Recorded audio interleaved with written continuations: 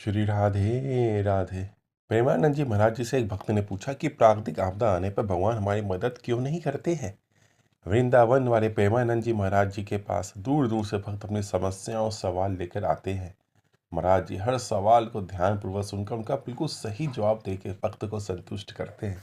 एक भक्त ने प्रेमानंद जी महाराज जी से सवाल पूछा कि जब लोगों पर अत्याचार होता है या प्राकृतिक आपदा आती है तो भगवान आकर हमारी मदद क्यों नहीं करते हैं। तो प्रेमानंद जी महाराज जी ने कहा कि जब भी संसार में पापाचरण बढ़ता है, जब भी आप हम अपनी प्रकृति को नुकसान पहुंचाते हैं तो भगवान हमें दंड देते हैं।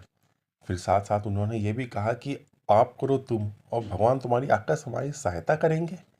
वो आगे कहते हैं कि कानून सुरक्षा के लिए बना है, अगर कानून के विपरीत करोगे तो वही कानून तुम्हें अंदर कर देगा। महाराज जी कहते हैं कि अगर आप कानून के अंतर्गत हो, आप कहो तो 10 सिपाही आपके साथ चलेंगे, आपकी सुरक्षा करेंगे। उनके मुताबिक रक्षा के लिए विधान बने हैं, तो विधान के अनुसार हमें चलना चाहिए। वह कहते हैं कि अगर आप अत्याचार करोगे तो भगवान की सृष्टि में कई तरह के दंड विधान हैं, सामूहिक भोगना पड़ेगा सबको।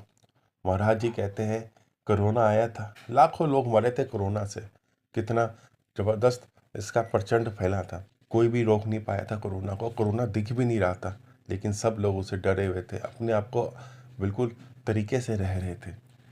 फिर जैसे उस दंड का हिसाब ख़त्म हुआ तो फिर वैक्सीन बन गई और आज की डेट में कोरोना को हमें नियंत्रण कर किया हुआ है।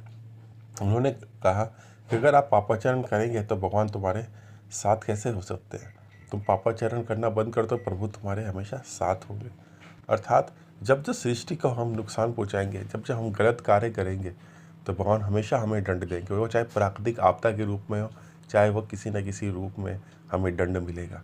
इसलिए हमें पापाचरण छोड़कर प्रकृति का सम्मान करना चाहिए। तो बोलो श्री राधे राधे।